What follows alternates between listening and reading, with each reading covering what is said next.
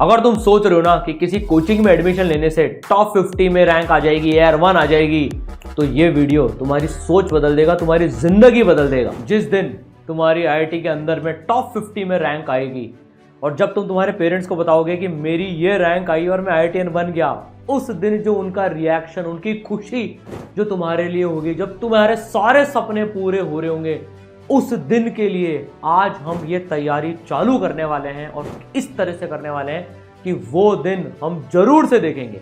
जो बच्चे नहीं जानते हैं, मेरा नाम है सारांश गुप्ता और बेटा मेरी आईआईटी जेईई एडवांस में ऑल इंडिया रैंक 41 आई थी।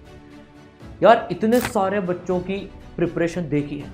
क्लास 10th के बाद में जब प्रिपरेशन चालू करते हैं तो एक डर मन में रहता है, इतने सारे बच्चों ने 8th से 6th से चालू करी है, क्या मैं उनसे कॉम्पीट कर पाऊंगा।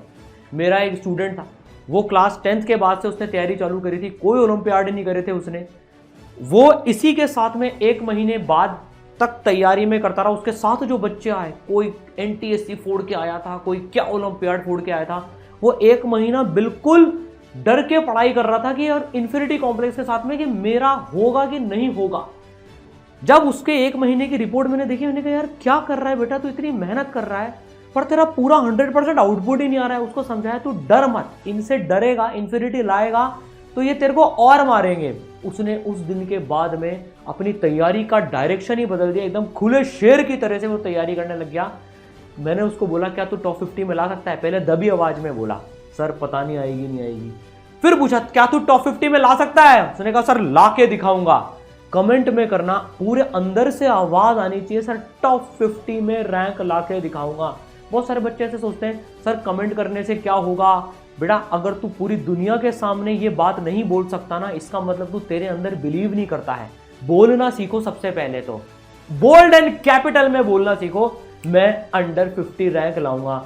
यार जब मैंने तैयारी चालू करी थी ना क्लास 10th के बाद ही, तो भाई कोई भरोसा नहीं था।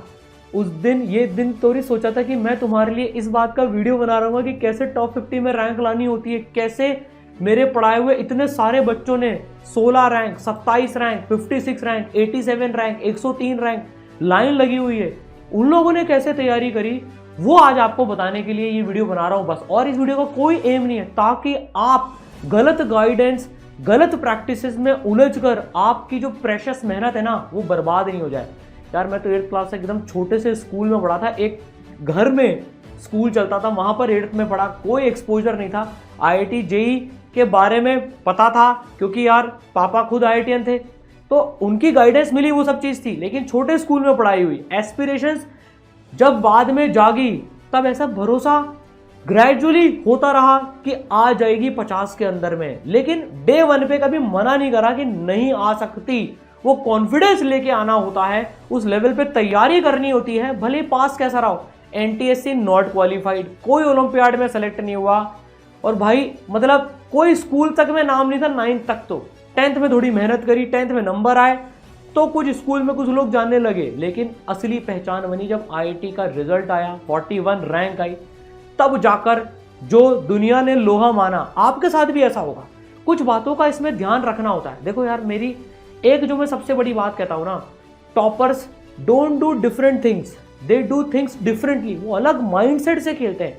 जब मैंने आईआईटी बॉम्बे कंप्यूटर साइंस में पढ़ाई करी 4 साल, तो इतने सारे AIR 1, 2, 3, 4, 5 मतलब 50 के अंदर में 300 लोगों को मैं जानता हूं जिनकी 50 के अंदर में रैंक आई है। उनके साथ 4 साल रहने का मौका मिला है। उनका क्या माइंडसेट होता है ना, आज मैं आपको बताने वाला हूं वो 4 चीजें जो ये बच्चे 2 साल में करते हैं, पूरा रोड मैप 2 साल का, जिससे आप भी टॉप 50 में रैंक फोड़ के दिखा दोगे। ये चीजें मुश्किलें करना पर नामुमकिन नहीं है। सबसे पहली बात तो है आपका माइंडसेट आप कैरी करके चलो। दुनिया आपके बारे में बहुत सारी बातें बोलेंगी, यार तू क्या लाएगा, 10th में तो इतना लाया नहीं ना, तूने 6, 7, 8 से तैयारी करी। आपको लगातार डाउन डाउन डाउन करती जाएगी दुनिया, पर आपको ही खुद का मनोबल ऊपर रखना पड़ेगा, नहीं मैं लाऊंगा। आज आपने एक प्रूफ दे दिया है कमेंट में लिखकर कि मैं 50 में रैंक लाने वाला हूं, दुनिया में आगाज कर दिया है इस बात का। तो वो माइंडसेट कैरी करो। 2 साल की जो प्रिपरेशन होती है ना वो मोर देन सफिशिएंट होती है टॉप 50 में रैंक फोड़ने के लिए। यार जब 10th के बाद में स्कूल की छोटी सी दुनिया से निकलकर नेशनल दुनिया में आया था, भाई एक एनटीएससी रैंक 1, एनटीएससी रैंक 2 एक लड़की, एनटीएससी रैंक 5, रैंक 8, ऐसे बच्चों के बीच में पढ़ाई करी तो सबसे पहला महीना बहुत इन्फिनिटी कॉम्प्लेक्स में बीता, मेरा क्या होगा। और मैं हमेशा उनके बारे में सोचता रहता था कि भाई यार ये लोग लेके आएंगे टॉप 50 में रैंक, ये लोग लेके आएंगे टॉप 50 में रैंक, मेरा क्या होगा। मैंने 1 महीने पढ़ाई करी। मेरे जो पापा हैं NK गुप्ता सर, वो खुद IITian हैं, उनके 37 ईयर्स का तजुर्बा है पढ़ाने का उनको बेटा, कोटा के लेजेंड माने जाते हैं वो। 3 बार AIR-1 उनके बच्चे आ चुके हैं IIT में, और उनके मेंटर करे हुए 2 बार AIR-1 आ चुके हैं नीट में। उन्होंने जब मेरे को देखा यार ये दबा दबा सा पढ़ रहा है, उन्होंने मेरा जब पहला टेस्ट हुआ अच्छा नहीं गया था वो, है ना, क्योंकि मैं दूसरों को सोच रहा था। उन्होंने मेरे को एक बात बोली, क्या कर रहा है तू। मैंने कहा बाबा मेरी तो आ ही नहीं सकती, ये बच्चे ही लेके आएंगे टॉप 50 में रैंक। उन्होंने मेरे को एक बात बताई जो मैं सबसे पहली बात आपको बताता हूँ, कभी भी दूसरे से डरना नहीं है अपने को, कभी भी अपने को इन्फीरियरिटी कॉम्प्लेक्स में नहीं आना है किसी भी हालत में। और आपको एक बात बताऊं, मतलब उन चारों की जो NTA से टॉप 10 रैंक करते हैं उनमें से किसी की भी टॉप 50 में रैंक नहीं आई थी, उसका कारण बाद में बताऊंगा। तो मेरी 41 रैंक आई। उस दिन सर ने मेरे को जो सबसे पहला मंत्र बताया, don't compare yourself with others. इस 2 साल में आपके पास इतने मौके आएंगे, आप दूसरे से कंपेयर करके अपनी एनर्जी वेस्ट करते रहोगे, आप उसको जिताओगे उसके बारे में सोचकर। हमें सिर्फ अपने बारे में सोचना है। कहते हैं ना मतलबी हो जाओ, इसको इस सेंस में लो, उससे मुझे कोई मतलब नहीं है, मेरे को मेरी रैंक सुधारनी है। हो सकता है आपके पहले टेस्ट में 500 रैंक का है, 1000 रैंक का है, 50 रैंक का है। सेकंड टेस्ट का एम आपको रखना है कि मैं खुद अपनी तैयारी करके बेटर बनूंगा। I will be better version of my self, better version of my self, बाकी दुनिया भाड़ में जाए। दूसरी बात जेड मास, तो पहली बात क्या है, कंपीट विद योर सेल्फ। पहला क्या चीज है, कंपीट विद योर सेल्फ, काम खत्म। दूसरी बात, जेई की प्रिपरेशन में एक बात मैं देखता हूं, देखो जेई एक लो, जे एडवांस की बात करें अपन, जे एडवांस बेटा एक लो स्कोरिंग एग्जाम है। अभी मैंने वीडियो बताया था all about JEE and JEE advance, है ना, वो जरूर से देखना, आपको बहुत आइडिया लगेगा उसके पूरे जेई के प्रोसेस के बारे में। जे एडवांस एक लो स्कोरिंग एग्जाम है, इसमें बेटा ना बहुत अच्छा कंटेंट चाहिए होता है। मेरे छोटे ब्रदर भी IITian ही हैं, प्रतीक सर को आप अगर जानते हैं तो वो भी IIT बॉम्बे से हैं, पापा IIT कानपुर से हैं। लोग कहते हैं एक ही घर में 3 IITian, ये कैसा रेयर कॉम्बिनेशन है, और एक फिजिक्स पढ़ाते हैं, एक मैथ्स पढ़ाते हैं, केमिस्ट्री पढ़ाते हैं, भाई किसी और की जरूरत ही नहीं है यार। ऐसा नहीं है, देखो पूरी ईसरल टीम है जो साथ में लगकर बच्चों को उनके ड्रीम कॉलेज में पहुंचा रही है। अभी इस साल 1500 बच्चे IITs में गए यार। इसमें एक चीज जो सबसे बड़ी बात है ना, अच्छा कंटेंट, अच्छा मटेरियल, रियल अकेडमिशन के द्वारा बनाई गई क्वेश्चन प्रैक्टिस आपको करनी है। मैं देखता हूं इतने सारे बच्चे गलत कंटेंट के ट्रैप में फंस जाते हैं। वो 10-10, 12-12 घंटे पढ़ाई करते हैं, वो मेहनत करते हैं, क्लास 10th के बाद में यार बच्चा, उसको पता नहीं रहता है कि भाई इसकी तैयारी कैसे होती है। क्लास 10 की तैयारी बिल्कुल अलग होती है, जे एडवांस की तैयारी बिल्कुल डिफरेंट होती है।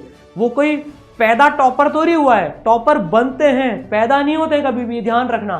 तो वो सीखता है, लेकिन अगर उसको गलत कंटेंट मिलता है तो उसके सारे एफर्ट वेस्ट हो जाते हैं। तो आपको बहुत अच्छा कंटेंट पढ़ना है, जे एडवांस लेवल का कंटेंट पढ़ना है, और उसके रिलेवेंट क्वेश्चंस करने हैं। जैसे यार ईसरल के जो अपने मॉड्यूल्स हैं उसमें एक से बढ़कर एक जे एडवांस के क्वेश्चंस डाले हैं। पूरा कोटा का टॉप मटेरियल उन मॉड्यूल्स में आपको मिल जाएगा।